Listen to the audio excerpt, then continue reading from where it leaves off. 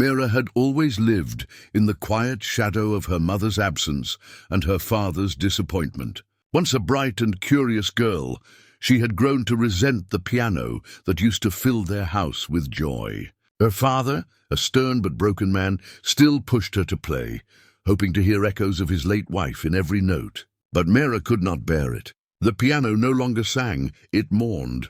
Each key reminded her of her mother's laughter fading into memory, each chord of a life that once felt whole. When her father scolded her for failing a simple music exam, for getting a D, something cracked inside her.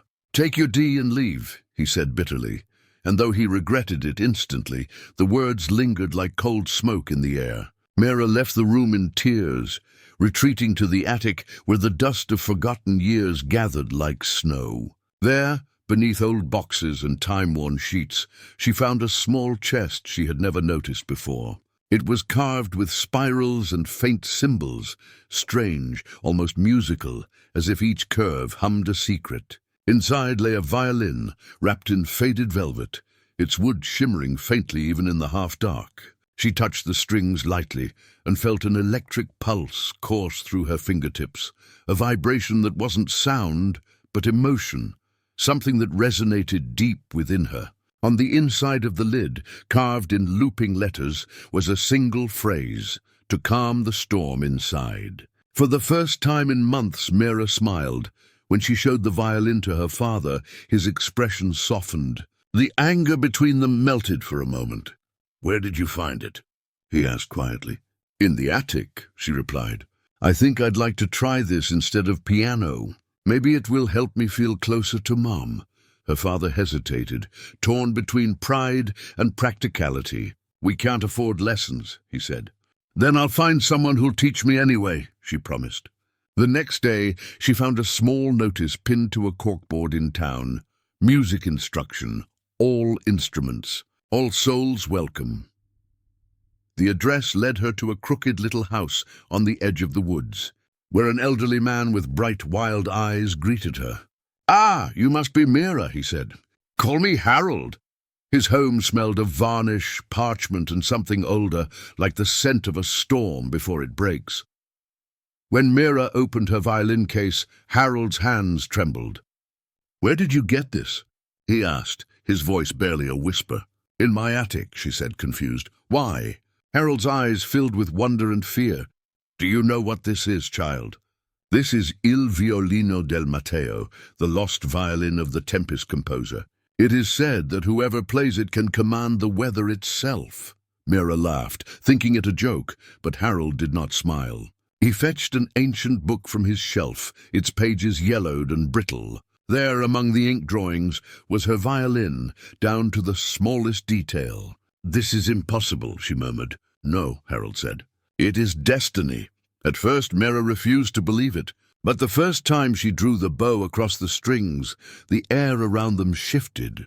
A soft drizzle began outside, though the sky had been clear moments ago. When she stopped, the rain stopped too. She looked at Harold, wide-eyed, her heart pounding. "Coincidence," she said. "Play again," he urged. This time, she played something slow and mournful, and the clouds darkened, rumbling with distant thunder. A final note trembled in the air, and a single bolt of lightning split the horizon. She dropped the bow in shock. "It's real," Harold whispered. The legend was true. Over the next few weeks, Mera trained under Harold's careful guidance. She learned that each string spoke to a different element. One called the wind, one stirred the rain, one whispered to thunder, and one silenced the world into stillness. She began to understand that music was not just sound, it was balance. But power, Harold warned, always attracts attention. "There are those who seek this violin for darkness," he told her one evening, as they stood by the window, watching the trees sway to her melody.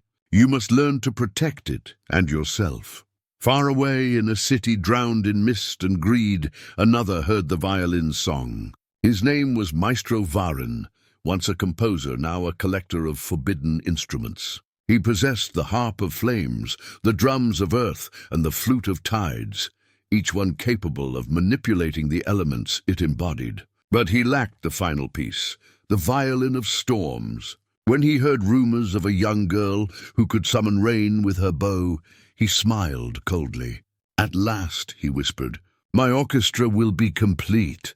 Mera began noticing strange figures watching her on her way to lessons. The air around her seemed heavier, charged. Harold grew nervous, urging her to practice in secret. "Use the weather only when necessary," he warned. But the violin had begun to feel alive, humming softly even when untouched. At night she could hear faint whispers, like a melody trying to remember itself. "Il violino del Matteo is awake," Harold murmured one evening. "It has chosen you." One stormy night, as thunder rolled across the sky, Maestro Varin came for her. The air itself seemed to bend around his presence.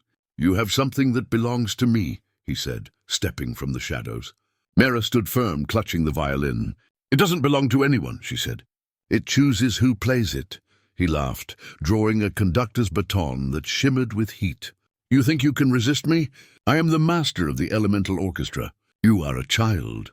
"Maybe," Mera said quietly, "but even storms start small." She raised the bow and struck the first chord. The wind howled in reply, lightning flashing through the window. Varin countered with a gesture, summoning waves of fire that hissed against the rain. Their battle was a symphony of chaos, notes and flames, chords and thunder, melody against madness. The house trembled. Trees uprooted. The sky wept and burned at once. Harold appeared in the doorway, shouting over the noise. "Mera, remember what I taught you.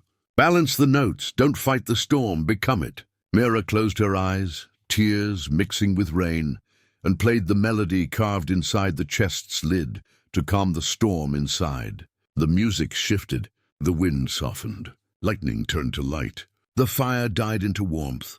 Varin fell to his knees, gasping, his power unraveling like a broken string. "How?" he choked. "Because you tried to control it," Mera said softly. "But music isn't control. It's connection." Varin vanished into the storm, leaving behind a single note that faded into silence. The world was still again. Harold laid a hand on her shoulder. "It's over," he said. But Mera shook her head. "No, it's just beginning." She entrusted Harold with the violin and the book, knowing they would be safe in his care. "I'll protect them with my life," he promised. "You have my word." Mera smiled. "Thank you for everything. You taught me that I'm more than what I lost." When she returned home, her father was waiting on the porch, eyes red but hopeful. "Mera," he said softly, "I'm sorry. For everything. I just didn't know how to handle losing her." Mera hugged him tightly. "Me neither," she whispered. "But I think Mom would be proud of us both." That night, as she looked out her window, the stars glimmered through the clouds. Somewhere far away, the faint echo of a violin song carried on the wind. Not a storm this time, but peace. And though she had given up the instrument, she knew it was still a part of her. For the storm inside her heart had finally found its melody.